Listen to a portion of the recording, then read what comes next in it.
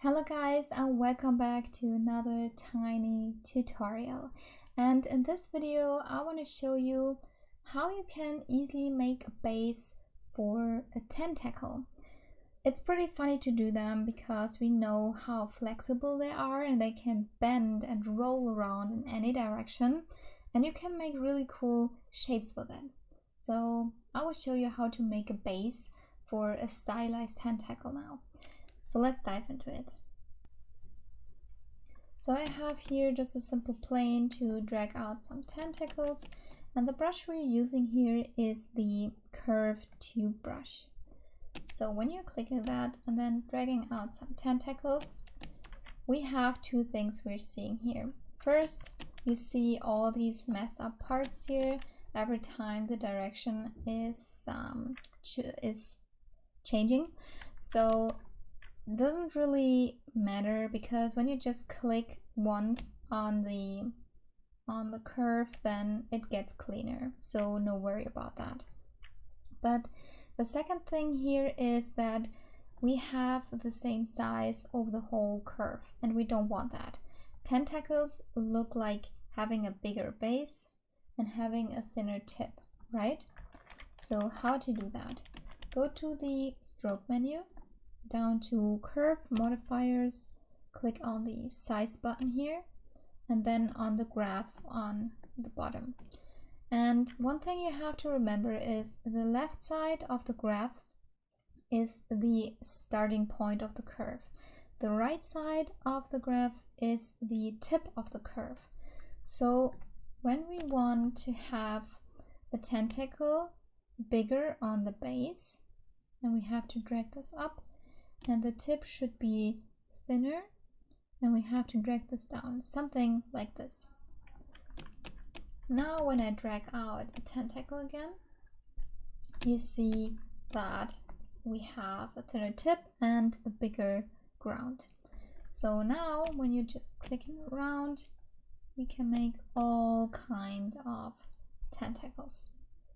So first thing we see is that when you're dragging out some curves, then they are looking like drawing them on a plane, right? So they're all straight. Let's go back to one here. So there are a few things you can do with a curve. So when you have this blue circle here, then you can drag around the whole curve. Go on different angles and make them look just more interesting, because we all know that curves and nature in general is not perfect, not straight, so just make them look more interesting. I don't know, maybe something like this. So another thing you can do is changing the size. So you have the blue circle here when you're on the curve, but when you are next to the curve you get the red circle. And when you're changing the size of the red circle and click on the curve, then the whole curve size is changing. So you can make it smaller or you can make it bigger, right?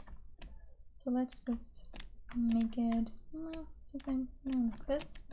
So when you have this, you can just click somewhere here so you get rid of the line. And now we can work with that. So the first thing I normally do is clicking on Dynamesh. Just make it a little bit higher, Dynamesh it. Oh, you have to unclear the mask now. Because we don't really want it to melt into the ground, we have to split these two. So just click and mask the ground, for example, and then split it so we have the ground and the tentacle in separate subtools. So now when you click on Dynamesh, we have the whole tentacle Dynameshed. I would say just smooth everything out so we don't have these weird lines all over. So, and now what a tentacle needs always are suckers. And to make really basic suckers, you can make it like this. So use the clay buildup brush, for example, and then you can sculpt some bumps on it. You can make them a little bit offset, and then you make them along the line.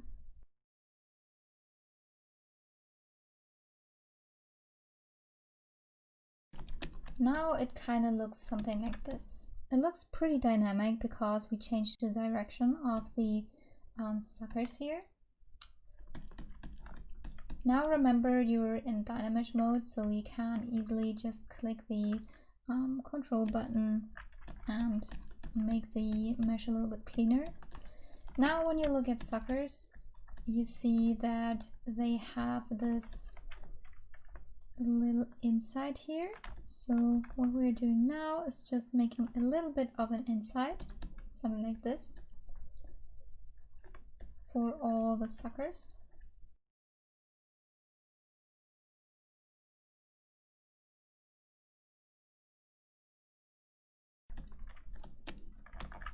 Now you have something like this, but suckers also have like this inside. So make a hole inside the whole sucker for all of it.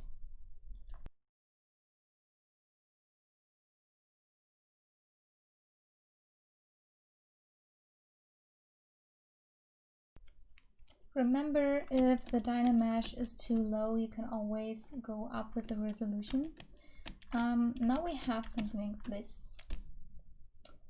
And you can see that the whole bumps are not really connected to the whole tentacle.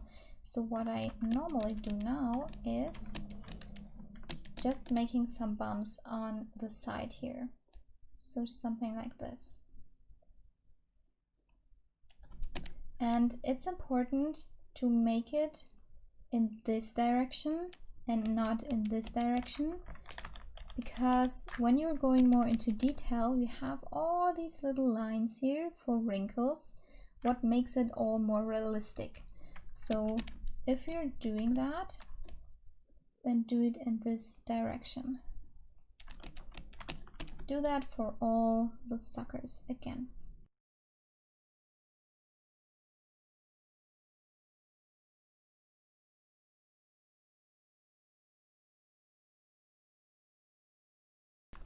Now you have something like this. It already looked pretty nice. And what you can do now is you can also just fade out a little bit of the end here. Just smooth it out a little bit.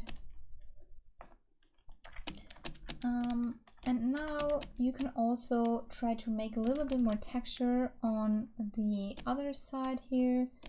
So go down with the intensity a little bit and just go along the back a little bit, just to give it more texture, because right now everything is just smooth here and we don't want that. So just give it a little bit of texture. And you can also look at real tentacles. They have sometimes some little bumps here on the side. You can add this as well. But I just make it really basic here right now. So after you have this basic form and texture, you can go more in depth and can do more details and stuff. So something like this. You can see that everything has a little bit of texture now, without a lot of effort. So now you can go in and just smooth things out, just not make it too harsh on everything. Of course, you can still see the lines on the side, so be careful with the smoothing. And what you can also do is using that standard brush, this one, and just go in and you can do more details now. For example, here in the inside. You can make it all pretty messy because nature is not perfect, you know, so you can make it all messy, you can make it all this. It has a lot of wrinkles and, you know, these are suckers, so just look at reference pictures and you can go with that. But yeah, that's actually it for a pretty simple and stylized base of a tentacle. So I hope you liked it, and we see us in the next video. One little tip you can also do if you don't want to make the suckers like this individually, you can also use, for example, insert brushes. So you can create your own suckers in your own style. You can make it high detailed or just very simple. But what you can do is, of course, when you have a tentacle like this, then you can load up your sucker brush. I have one here, and when you want to make a lot of suckers, then you can just drag them on the surface, so something like this, which goes pretty fast. But like I said, you can make your own suckers in your own style. When you don't want to paint everything on hand for all individual suckers, then you can also use insert brushes. But yeah, this is a whole other topic.